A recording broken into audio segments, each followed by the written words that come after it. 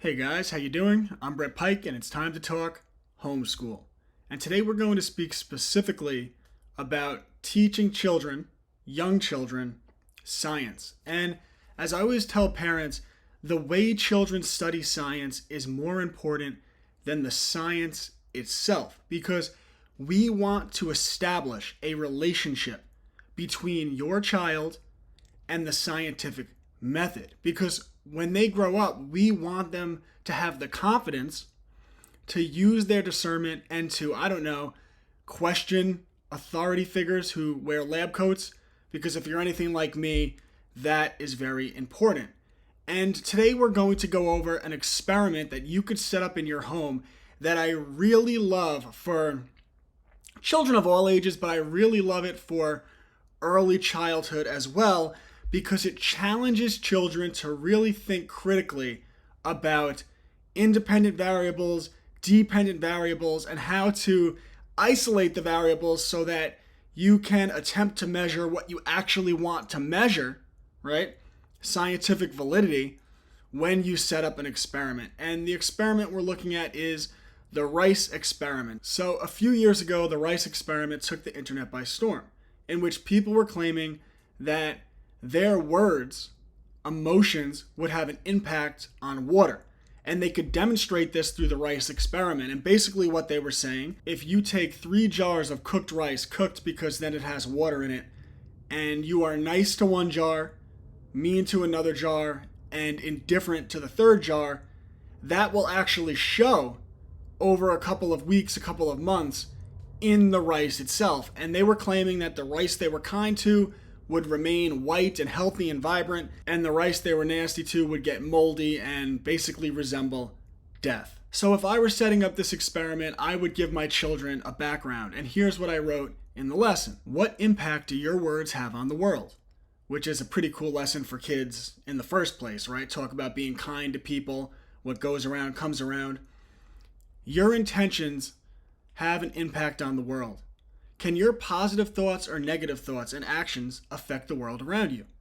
In the rice experiment, you will set up 3 jars of moist rice.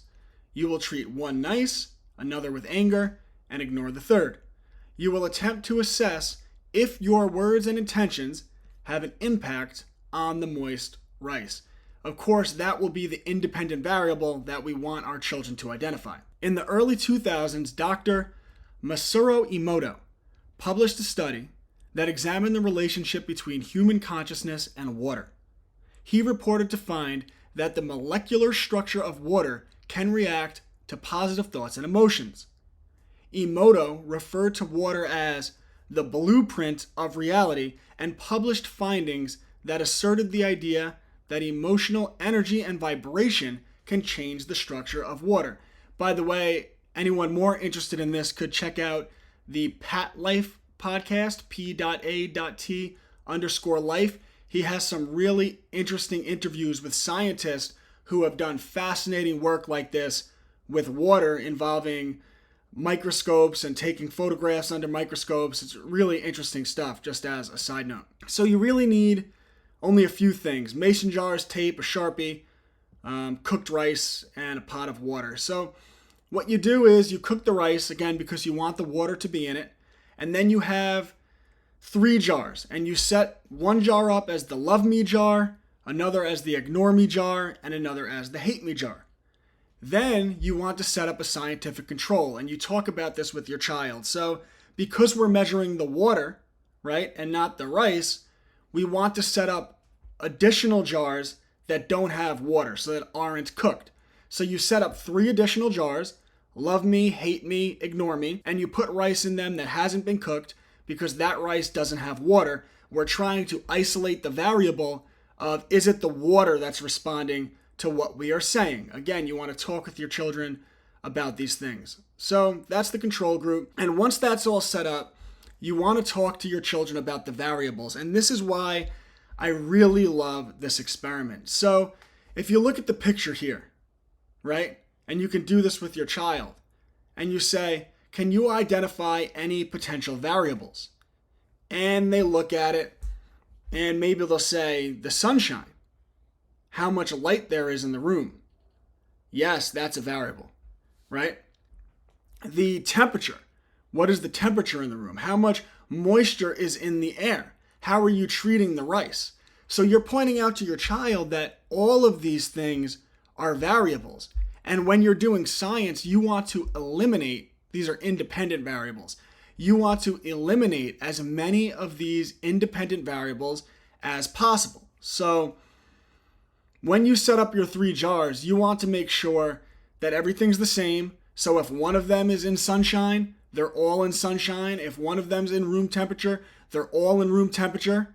Because if you do the experiment, but your love jar was in sunshine and your hate jar was in a dark, humid closet, well, can you really say, yes, it was my words that had an impact on the rice or an impact on the water? I think it would be hard to say that because you haven't isolated the independent variables. You want to do that as a scientist to the best of your ability, and that's why this rice experiment is so cool. So ultimately, you want your child to identify as many potential variables as possible, and then set up the experiment so that all of the 3 rice jars are in the same exact position, and the only thing that's different is the way you treat them. So we want the amount of light they get to be the same. We want the moisture in the air to be the same. We want the temperature to be the same. Any variable that you could think of. And the only difference we want the rice jars to experience is the language and emotions that you express to them. And by doing that, you've isolated the variables and you can get a better read on your dependent variable. And when you talk to your children about the dependent variable, of course, what is that? The dependent variable is the way the rice presents itself at the end of the experiment. So is the rice white and fluffy and healthy? Is the rice filled with mold, right? So we are isolating the variables. We are keeping the experiment as consistent as possible so that the only difference, the main independent variable that we are controlling, that we are changing, is the way we treat the rice, right? We want the independent variable that we're measuring not to be the light, not to be the temperature. All that's the same in the 3 jars. We want it to be our words and the emotions that we express to the rice. And then we can measure the dependent variable. How did the rice present itself at the end of the experiment? And of course, as this goes on, because this experiment could last days, weeks, months, you have your child observe, write down their observations, right? Examine the results, and then at the end, ask any additional questions that they might have.